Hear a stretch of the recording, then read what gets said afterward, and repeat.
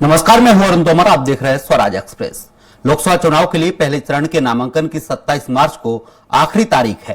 पहले चरण में 102 सीटों पर वोट पड़ेंगे। इनके साथ ही अरुणाचल प्रदेश और सिक्किम विधानसभा चुनाव के लिए भी वोट डाले जाएंगे।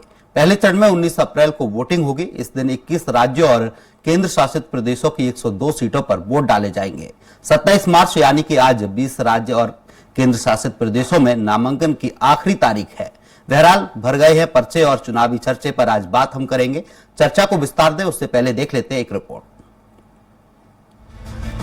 लोकसभा चुनाव के फर्स्ट फेज में 21 राज्यों की 102 सीटों पर नामांकन की आखिरी तारीख आज है।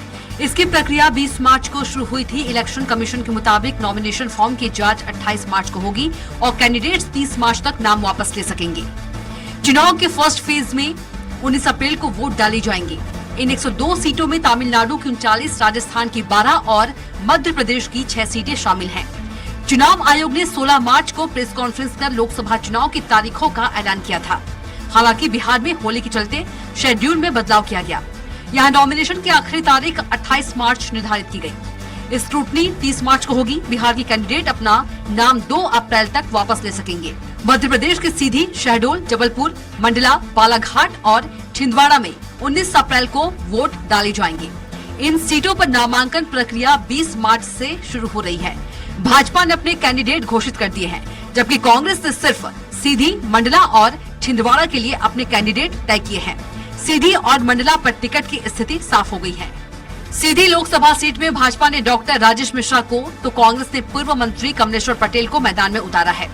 मंडला लोकसभा सीट पर भाजपा ने फग्गन सिंह कुलस्ते, कांग्रेस ने ओमकार सिंह मरकाम को मौका दिया है। छिंदवाड़ा में नकुल नाथ और बंटी साहू का मुकाबला होना है। वहीं बालाघाट, शहडोल और जबलपुर में कांग्रेस के प्रत्याशियों का ऐलान होना बाकी है। बीजेपी ने शहडोल में हिमाद्री सिंह, बालाघाट में भारती पारधी, जबलपुर में आशीष दुबे को टिकट दिया है। बहरहाल चुनाव में शहमात का खेल जारी है। वादों की बौछार है तो वही कई मुद्दों के सहारे चुनावी वैतरणी पार लगाने के लिए तमाम तरह के प्रयास किए जा रहे हैं। स्टार प्रचारक भी चुनाव प्रचार में पूरी ताकत झोंक रहे हैं। ऐसे में देखने वाली बात ये होगी कि आने वाले दिनों में किस तरह की सियासत देखने को मिलती है। सलमान खान, स्वराज एक्सप्रेस। आपको बता दें कि लोकसभा चुनाव को लेकर बीजेपी ने नारा दिया है कि अब की बार 400 पार। वहीं कांग्रेस भी बीजेपी को घेरने में लगी हुई है। बीजेपी कह रही है कि 400 पार करेंगे क्योंकि देश भर में बीजेपी की लहर है। वहीं कांग्रेस कह रही है कि जो वादे किए थे बीजेपी ने वो अभी तक पूरे नहीं हुए। महंगाई, बेरोजगारी और एमएसपी को लेकर लगातार कांग्रेस बीजेपी को घेरने की कोशिश कर रही है। आपको बता दें नॉमिनेशन की आखिरी तारीख 28 मार्च तय की गई है। स्क्रूटनी 30 मार्च को होगी। बिहार के कैंडिडेट अपना 2 अप्रैल तक नाम वापस ले सकते हैं। मध्य प्रदेश की सीधी, शहडोल, जबलपुर, मंडला, बालाघाट और छिंदवाड़ा में 19 अप्रैल को वोट डाले जाएंगे। इन सीटों पर नामांकन प्रक्रिया 20 मार्च से शुरू होगी। भाजपा ने अपने कैंडिडेट घोषित कर दिए हैं, जबकि कांग्रेस ने सिर्फ सीधी, मंडला और छिंदवाड़ा के लिए अपने कैंडिडेट तय किए हैं। सीधी और मंडला पर टिकट की स्थिति अब साफ हो गई है। सीधी लोकसभा सीट में भाजपा ने डॉक्टर राजेश मिश्रा को तो कांग्रेस ने पूर्व मंत्री कमलेश्वर पटेल को मैदान में उतारा है। मंडला लोकसभा सीट पर भाजपा ने फग्गन सिंह कुलस्ते को मैदान में उतारा है। कांग्रेस ने ओमकार सिंह मरकाम को इस बार मौका दिया है। छिंदवाड़ा में नकुलनाथ और बंटी साहू का मुकाबला होना है। वहीं बालाघाट, शहडोल और जबलपुर में कांग्रेस के प्रत्याशियों का ऐलान होना अभी बाकी है। बीजेपी ने शहडोल में हिमाद्री सिंह, बालाघाट में भारती पारधी को मैदान में उतारा है। जबलपुर में आशीष दुबे का टिकट दिया गया है। चुनाव के फर्स्ट फेज में 19 अप्रैल को वोट डाले जाएंगे। इन 110 सीटों में तमिलनाडु की 39, राजस्थान की 12 और मध्य प्रदेश की 6 सीटें शामिल है। चुनाव आयोग ने 16 मार्च को प्रेस कॉन्फ्रेंस कर लोकसभा चुनाव की तारीखों का ऐलान किया था। हालांकि बिहार में होली के चलते शेड्यूल में बदलाव किया गया है। यहां नॉमिनेशन की आखिरी तारीख 28 मार्च निर्धारित की गई है। स्क्रूटनी 30 मार्च को होगी। बिहार के कैंडिडेट अपना नाम 2 अप्रैल तक वापस ले सकते हैं। मध्य प्रदेश की सीधी, शहडोल, जबलपुर, मंडला, बालाघाट और छिंदवाड़ा में 19 अप्रैल को वोट डाले जाएंगे। इन सीटों पर नामांकन प्रक्रिया 20 मार्च से शुरू हो रही है। भाजपा ने अपने कैंडिडेट घोषित कर दिए हैं, जबकि कांग्रेस ने सिर्फ सीधी, मंडला और छिंदवाड़ा के लिए अपने कैंडिडेट्स घोषित किए हैं। सीधी और मंडला पर टिकट की स्थिति अब साफ हो गई है। सीधी लोकसभा सीट में भाजपा ने डॉक्टर राजेश मिश्रा को तो कांग्रेस ने पूर्व मंत्री कमलेश्वर पटेल को मैदान में उतारा है। मंडला लोकसभा सीट पर भाजपा ने फग्गन सिंह कुलस्ते को मैदान में उतारा है। कांग्रेस ने ओमकार सिंह मरकाम को इस बार मौका दिया है। छिंदवाड़ा में नकुलनाथ और बंटी साहू का मुकाबला होना है। वहीं बालाघाट, शहडोल और जबलपुर में कांग्रेस के प्रत्याशियों का ऐलान होना अभी बाकी है। बीजेपी ने शहडोल में हिमाद्री सिंह, बालाघाट में भारती पारधी को मैदान में उतारा है। जबलपुर में आशीष दुबे को टिकट दिया गया है।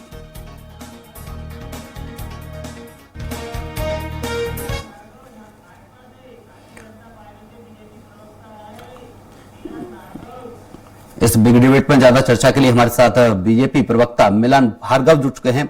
आपका बहुत बहुत स्वागत है स्वराज एक्सप्रेस में। मिलन जी, आप 400 पार का नारा लगा रहे हैं इस बार, लेकिन कई बीजेपी के नेताओं का टिकट काट दिया गया जो पार्टी के वरिष्ठ नेता माने जाते हैं। क्या वो वितर्कघात नहीं कर सकते इस बार? देखिए, भारतीय जनता पार्टी ने जो लक्ष्य रखा है दिशा में बढ़ते हुए हमने अपने एक एक कार्यकर्ता का निरीक्षण करके, निश्चय करके, संगठन चर्चा करके, कार्यकर्ताओं से चर्चा करके तय किए गए। देखिए, भारतीय जनता पार्टी में कार्य करने की अपनी एक पद्धति है जिसको लेकर वो चलती है। एक सामान्य से कार्यकर्ता को भी चुनाव लड़ा के नेतृत्व करने का मौका देती है। और इस चुनाव में भी आप देखेंगे अनुभव का भी समन्वय है, युवाओं को भी मौका दिया गया और एक सामान्य से बूथ स्तर से लेकर एक पार्षद स्तर के कार्यकर्ता को भी संसद में जाने का उसको अधिकार मिले, उसको नेतृत्व करने का मौका मिले।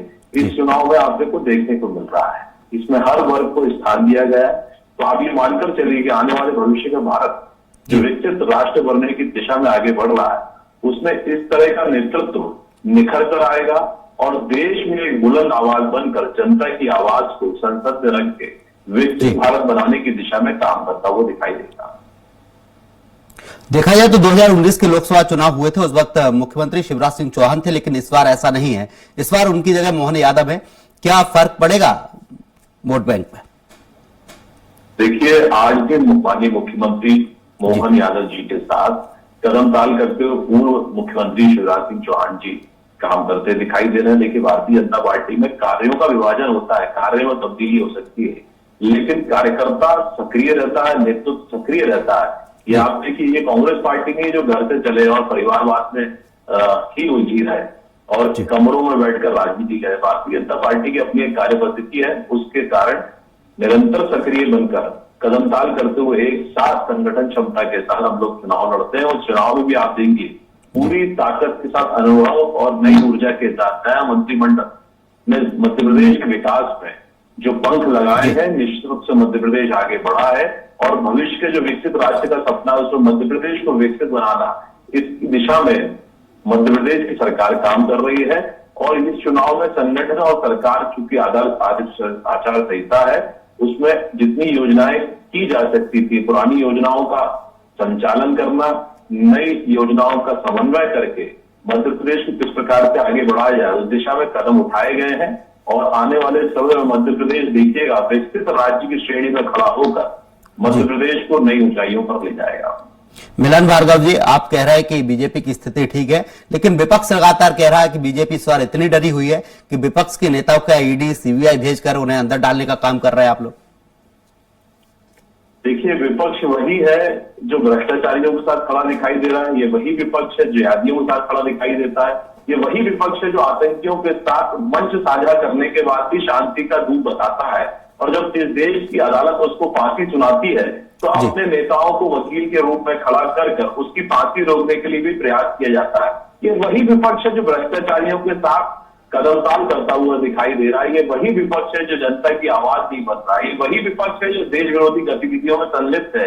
ये वही विपक्ष है भाजपा का विरोध करते करते आज देश का विरोध कर रहा है। ये वही विपक्ष है जो पाकिस्तान की आवाज बुलंद करता है, ये दुश्मन देशों के साथ खड़ा होकर उनकी बात को उठाता है। ये वही विपक्ष है। इसलिए इनकी बातों से ना देश को फर्क पड़ने वाला है, ना सत्ता पक्ष को।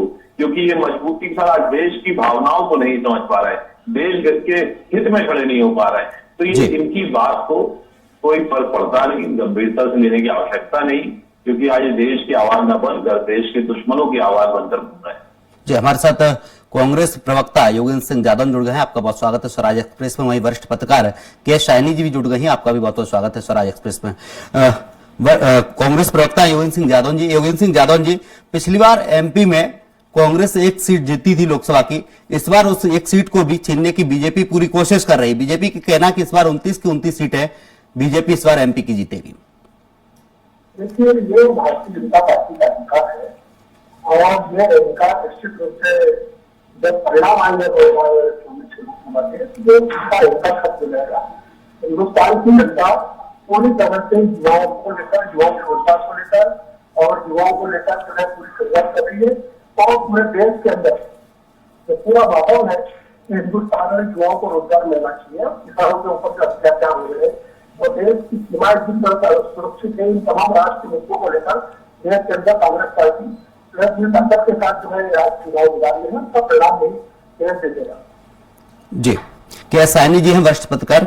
के साइनी जी, इस लोकसभा चुनाव में कोई वादों की बौछार कर रहा है, कोई मुद्दों को लेकर मैदान में उतर रहा है, आप इसे कैसे देखते हैं?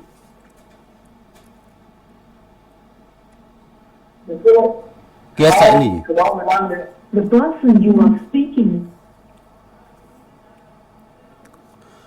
तो संपर्क नहीं हो पा रहा है।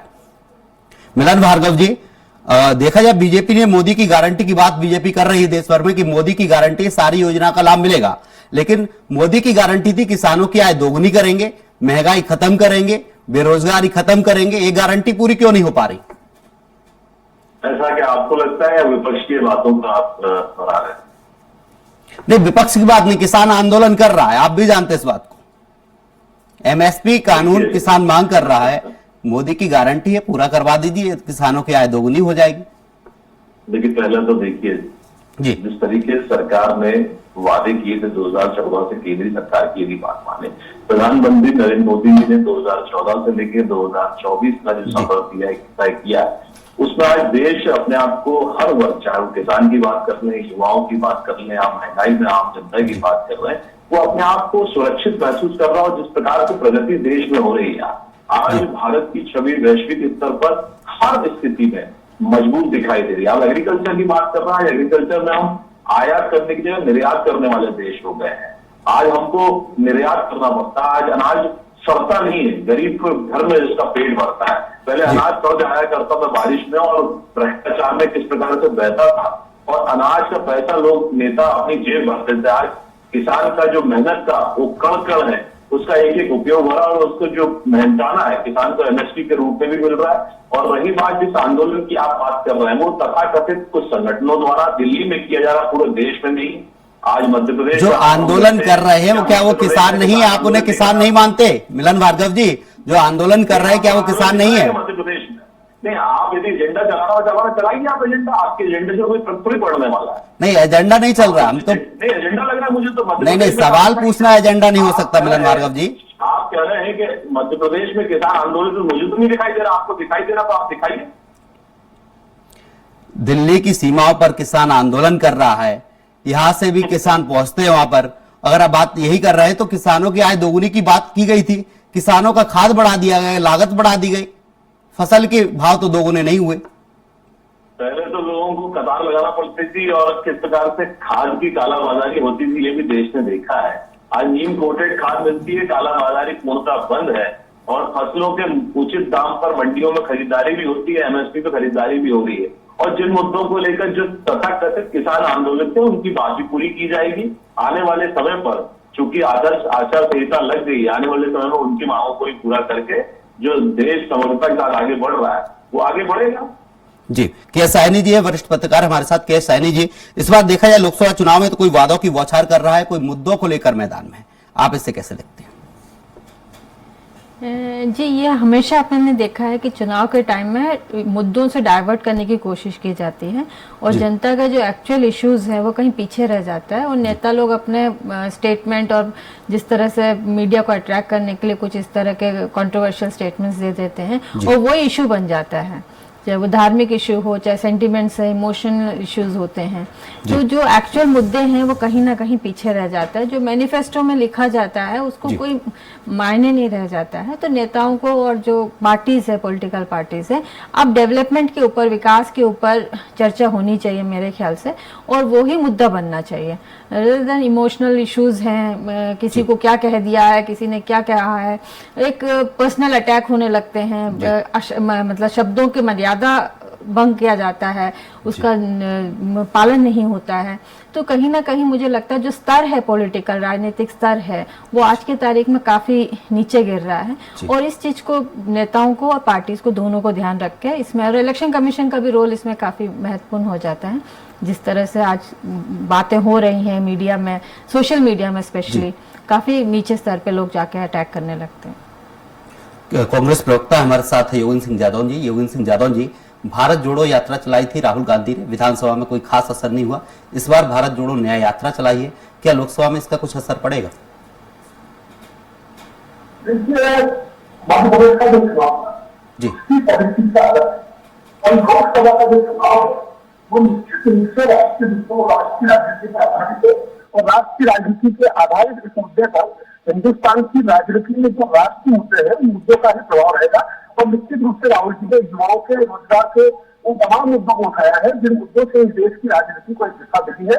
और हिंदुस्तान में एकता और अखंडता की भावना के साथ में जिस तरह से कांग्रेस ने अपनी विचारधारा को समाज के अंदर स्थापित करने का प्रयास किया है, निश्चित रूप से एक मजबूती के साथ में हिंदुस्तान में कांग्रेस पार्टी और कांग्रेस पार्टी के परिणाम देश की जनता के बीच में आएंगे। और निश्चित रूप से हिंदुस्तान के अंदर न्याय यात्रा जो राहुल गांधी जी ने निकाली है, उसका एक निश्चित प्रभाव आपको देखने को मिलेगा। जी, मिलन भार्गव जी, विपक्षी पार्टियां मोदी सरकार के 10 साल के कार्यकाल पर उंगलियां उठा रही कि जब से मोदी सरकार आई तब से जनता परेशान। यही तो दुर्भाग्य है, यदि विपक्ष इन बातों को लेकर, जनता की बातों को लेकर और जो योजनाएं हैं उनको लेकर प्रश्न करता तो शायद सार्वजनिक जवाब उसको मिलता और उससे उनकी राजनीतिक जो सकारात्मक ऊर्जा है वो खर्च होती। लेकिन जिस प्रकार से नकारात्मक वातावरण की तरफ आने की तरफ कांग्रेस पार्टी काम कर रही है, एक इंडी गठबंधन का गठन किया जो आज तितर बितर दिखाई दे रहा है, क्योंकि ये सत्ता में भागीदारी चाह सकते हैं और सत्ता मिल जाए तब कैसे भी करके, और सत्ता के माध्यम से भ्रष्टाचार घोटाले फिर से कर सके, इस उत्साह के साथ नकारात्मक ऊर्जा फैलाने का काम कर रहे थे। आज पूरी गिरफ्त में है। आप देखिए, अरविंद केजरीवाल आज सलाखों के पीछे है भ्रष्टाचार के केस में, और उसकी बात बुलंद करने का कांग्रेस पार्टी कर रही। यदि अरविंद केजरीवाल जी को इस देश की न्यायपालिका ने जेल में भेजा है तो क्या उसका फैसला न्यायपालिका करेगी या कांग्रेस पार्टी का दफ्तर करेगा? ये तय कर लेते कि कांग्रेस पार्टी आज नीतियों की राजनीति नहीं कर रही है। आज वो किस प्रकार से, लेकिन विपक्ष तो ये कह रहा है जब से बीजेपी आई है तब से 95% नेताओं को, जो विपक्षी नेता, उनको ही जेल में डाला गया है। बीजेपी का कोई नेता जेल में नहीं गया। ये तो दशकों तक यही रहना था। आजादी से लेकर अब तक संविधान की जो रचना हुई, देश का गठन, सरकार का गठन हुआ, उसमें 90% कालखंड इनको मिला और 90% में किस प्रकार से जेबें भरी और देश के संसाधनों का दुरुपयोग करके, शोषण करके अपनी तिजोरियां भरने का काम किया। इनसे पूछ तो लीजिए कि सोनिया जी और राहुल जी के पास 752 करोड़ की संपत्ति आई कहां से? कौन सा व्यापार करते हैं राहुल जी जो 752 करोड़ की संपत्ति आ जाती है और जब्त करते हैं तो फिर चिल्लाते घूमते हैं? लेकिन जिस प्रकार से 420 की है तो 420 की देश की संविधान और कानून के हिसाब से सजा मिलेगी। और ये देश कानून से चलता है, ना कि भारतीय जनता पार्टी के कार्य से चलेगा, ना ही कांग्रेस पार्टी कार्य से चलेगा। ये देश संविधान से चलता है और इस संविधान में रचना की है।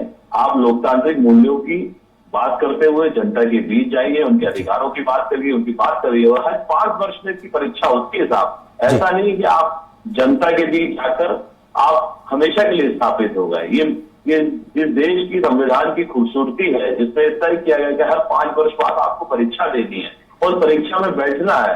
और उसमें जिस प्रकार से भारतीय जनता पार्टी अव्वल आ रही है और लगातार जनता का विश्वास जीत कर काम करने का जो मौका मिल रहा है, ये हमारी नीतियों की जीत है, ये हमारे कार्यों की जीत है। और प्रधानमंत्री नरेंद्र मोदी जी के जो सशक्त नेतृत्व आज देश ने विश्व में आज परचम भारत का लहरा रहा है, ये उसकी जीत है। विभीषिका जैसे, कोरोना विभीषिका जैसे भारत में आज परचम लहराकर और सशक्त रूप से खड़ा हुआ है। महंगाई की बात कर रहे हैं, देखिए भारत आज भी आर्थिक रूप से मजबूत है, नहीं तो विकसित राष्ट्रों की तरफ आप देखेंगे, यूके यूएस की तरफ, आज वो आर्थिक रूप से कमजोर हो गए कोरोना के बाद। आज लड़ाई लड़ रहा है, लेकिन आज भारत फिर भी बढ़ रहा है। भारत लड़ाई लड़ रहा है और आगे बढ़ रहा है, निरंतर बढ़ रहा है। भारत का युवा आज परचम लहरा रहा है। हम निर्यातक कई चीजों में हो गए। टेक्नोलॉजी में आप देखेंगे मोबाइल जैसी जो चीज है जो हर व्यक्ति के पास आज है, उसमें हम आयात के ऊपर थे, बाहरी कंपनियां हमको देखती थी, हमारा पैसा बाहर भेजा थी। आज हर मोबाइल कंपनी भारत में अपना निर्माण कर रही है और हम निर्यात कर रहे हैं। तो ये बताता है कि छोटी छोटी चीजें हैं जो आज भारत को नेतृत्व प्रदान कर रही है। इंफ्रास्ट्रक्चर में आप देखिए भारत किस तेजी से प्रगति कर रहा है, सड़कों का जाल है, रेलवे देखिए आप, रेलवे में कितने तब्दीली हुई है, एयरपोर्ट जैसे रेलवे है, ट्रेन की क्वालिटी और लग्जरियसनेस देखिए, ट्रेनों की जो बदलाव है वो देखिए, एयरपोर्ट देखिए आप कितने बढ़ गए हैं। आज एम्स देखिए जो कभी 7 हुआ करते 60 वर्षों में, आज 24 एम्स देश में काम कर रहे हैं जो हाई क्वालिटी का ट्रीटमेंट जनता को मुहैया करा सके, निःशुल्क मुहैया करा सके। शिक्षा के क्षेत्र में IIT IIM कितने बढ़ गए आप देखिए। लगातार हर तरफ से समझता के साथ प्रधानमंत्री नरेंद्र मोदी जी के नेतृत्व में भारतीय जनता पार्टी की सरकार काम कर रही है और जनता को डिलीवर कर रही है। के साइनी जी कुछ कहना चाह रही है? जनता रही है हमारे साथ। मिलन भार्गव जी, के साइनी जी बोलिए। मेरा आपसे सिर्फ सवाल है, अभी जो इलेक्ट्रल बॉन्ड का लिस्ट निकला है जिसको पहले SBI ने बोला कि नहीं हम जून तक नहीं कर सकते और आज पूरी टैली हो चुकी है, जिसमें आपने देखा होगा कि जहां जहां ED ने का रेड हुआ है उसके बाद वो कंपनी ने बॉन्ड खरीद लिया है और बीजेपी को दिया है। तो कहीं ना कहीं ये डील साफ दिखाई दे रहा है कि किस तरह से आप ED और इसका इस्तेमाल करके विपक्ष को टारगेट करते हो। मिलन भार्गव जी, मुझे लगता है इलेक्टोरल बॉन्ड को लेकर जो भ्रम का वातावरण कांग्रेस पार्टी बनाना चाह रही थी उसको सफल तो नहीं होना है, क्योंकि जिस प्रकार से उनका पर्दाफाश हुआ है, एक 303 सीट जीतने वाली पार्टी के पास 6000 करोड़ के बॉन्ड्स हैं जो कि पारदर्शिता अकाउंट्स में है, उनकी वेरीफाइड है। नहीं मैं उसकी बात नहीं कर रही हूँ। आपने जैसे जो 4 करोड़ तो मिल गया, कैसे मिल गया? पाकिस्तान तक से फंड लिया उन्होंने। तो ये तो सुप्रीम कोर्ट में मामला है, दूध का दूध पानी का पानी होगा। और जिन्होंने कीचड़ उछाला है वो कीचड़ में दिखेंगे, आप देखिएगा, कीचड़ में पनपने का उनका काम रहा है, वो कीचड़ में खेले। मिलन भार्गव जी सवाल सुन लीजिए, के साइनी जी का सवाल सुन लीजिए। कैसे पढ़ पाया उन्होंने? नहीं आपने जहां जहां ED का रेड हुआ पहले कंपनी में और उसके बाद उनने आपको बॉन्ड खरीदा। आरोप लगाइए अखबारों की और फैक्टिंग की बात मत करिए आप। नहीं अखबारों के लिए वो टैली से दिख रहा है, डेट अगर कंपेयर करेंगे। आप तार्किक रूप से प्रमाण रखोगे, प्रमाणित की जाए, गारंटी लीजिए आप। जी के साइनी जी, देखिए एमपी में इस बार महिलाएं और आदिवासी फैक्टर कितना काम करेगा, क्योंकि विधानसभा चुनाव में महिलाएं लाडली बहनों ने काम किया, क्या लोकसभा चुनाव में भी इसका कुछ असर होगा? मुझे लगता है कि महिला जो है बहुत बड़ी फैक्टर है आज के तारीख में। और आपने देखा होगा कि 50% जो आबादी है और उसमें पहले जिस तरह से महिलाएं कम निकलती थी वोटिंग के लिए और अब जो है उनकी संख्या काफी बढ़ गई। कई पोलिंग बूथ्स में महिलाओं की संख्या ज्यादा रहती है और अब डिसाइसिव वोट करती हैं, वो किसी के कहने पे वोट नहीं करती है। तो मेरे ख्याल से महिलाओं का जो वोट है वो डिसाइसिव रहेगा और वो किस पार्टी की तरफ झुकती है या किस लीडर को वोट देती हैं वो ही आने वाले समय में डिसाइसिव है। और इसीलिए मुझे लगता है कि सारे पार्टी आपने देखा होगा किस तरह से योजनाएं बनाते हैं, जैसे लाडली बहना है, लाडली लक्ष्मी है, ये सब एक लुभाने की तरीका, क्योंकि उनको मालूम है कि आज के तारीख में महिलाएं जो है उनका जो वर्चस्व है, उनका जो फोर्स है वो निर्णायक रहता है। तो और इसका नतीजे में भी काफी फर्क पड़ता है और आने वाले चुनाव में भी इसका असर दिखाई देगा। जी, योगेंद्र सिंह यादव जी हैं कांग्रेस प्रवक्ता। योगेंद्र सिंह यादव जी, देखा जाए चुनाव से पहले ही आपकी पार्टी के कई नेता आपकी पार्टी को छोड़कर बीजेपी में शामिल होते जा रहे हैं, कांग्रेस उन्हें रोक क्यों नहीं पाती? योगेंद्र सिंह यादव जी, योगेंद्र सिंह यादव जी, देखा जाए तो जब से लोकसभा चुनाव की तारीखों का घोषणा हुई है उससे पहले से कांग्रेस के कई नेता हैं जो कांग्रेस छोड़कर बीजेपी में शामिल होते जा रहे हैं।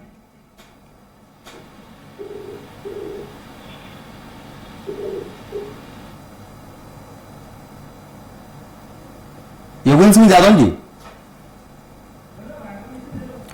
मिलन भार्गव जी बीजेपी प्रवक्ता हमारे साथ है। मिलन जी, यूपी, बिहार, बंगाल और महाराष्ट्र में 30% आपको सीटें बढ़ानी पड़ेगी, तब आपका आंकड़ा 400 पार पहुंचेगा।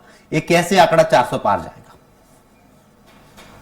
गलत है। जिन बूथों पर हम जीतते थे, हम देखिए बूथ प्रबंधन के लिए पार्टी जानी जाती है और जिस प्रकार से हमारी कार्यकारिणी पेश प्रभारी तक बनी हुई है उसमें हमने हमारी पार्टी ने लक्ष्य रखा है जिन बूथों पर हम जीते थे उन बूथ पर 10% मत बढ़ाना है और जिन बूथों पर हारे थे उन बूथ को जीतने की योजना है। और ये तमाम तरह की जो प्रक्रिया है, ये तमाम तरह की जो भारतीय जनता पार्टी की सरकार की योजना है उनको नीचे तक प्रचार प्रसार करके हमारे कार्यकर्ता लेकर गया है और जनता इसमें मजबूती के साथ रखा है। देखिए ये आंकड़े पूरे होने के लिए हमारे पास 10 साल का कालखंड है और जो परीक्षा और परिणाम की तैयारी है उसमें हमने लगातार 10 वर्ष तक तैयारी की है, जनता को डिलीवर करने का काम किया। मैं फिर दोहरा रहा हूँ कि समझता के साथ आप देखिए कि 80 करोड़ आबादी तो देश का वो अनाज मिल रहा है जो सालों सालों तक सड़ जाया करता था, कागजों में उसको सड़ाकर खराब दिखाकर मिलन जी रोकना चाहूंगा हमारे साथ कांग्रेस प्रवक्ता योगेंद्र सिंह यादव जी जुड़ चुके हैं। और जनता के मिलन जी रोकना चाहूंगा योगेंद्र सिंह यादव जी, कर रहे हैं। चुनाव से पहले ही आपकी पार्टी के कई नेता आपकी पार्टी को छोड़कर बीजेपी का दामन थामते जा रहे हैं। देखिए, हिंदुस्तान के अंदर जब भारतीय जनता पार्टी 2000 की सत्ता से आई थी तब उसने कहा था कि हिंदुस्तान को कांग्रेस मुक्त कर देंगे, लेकिन आपने देखा है कि धीरे धीरे हिंदुस्तान के अंदर भारतीय जनता पार्टी पूरी तरह से कांग्रेस की हो चुकी है। और आज धीरे धीरे पूरे देश के अंदर जहाँ भी आप देखिए केवल भारतीय जनता पार्टी कांग्रेस के नेताओं को सारे कर देंगे। नहीं तो ये तो आपकी पार्टी के लिए ही नुकसान है ना योगेंद्र सिंह यादव जी, आपकी पार्टी के नेता बीजेपी में चले जाएंगे फिर कांग्रेस के पास नेता कहां से आएंगे? तो भारतीय जनता की पार्टी के पास नेताओं की सुविधा कमी है। भारतीय जनता पार्टी को आप देखें कि आज हिंदुस्तान में 303 सांसदों में 118 पूरे कांग्रेस पार्टी के सांसद है। तो पूरे देश के अंदर किसी तरह से विपक्ष को सीबीआई से डराओ, चाहे ईडी से डराओ, किसी भी तरीके से डराओ, जेल जाने से जो बचना है वो भारतीय जनता पार्टी में शामिल होगा। अजीत पवार जी का 80 करोड़ का भ्रष्टाचार का आरोप वो लगेगा, लेकिन जैसे ही भ्रष्टाचार के आरोप आप लगाएंगे तो भारतीय जनता पार्टी में शामिल होगा तो निश्चित रूप से आपके सारे भ्रष्टाचार खत्म हो जाएंगे। तो अभी आप देख रहे हैं जिस प्रकार से सभी के माफिया भारतीय जनता पार्टी की सदस्यता ले रहे थे, आज पूरे देश में किसी तरह से मुझे सत्ता चाहिए।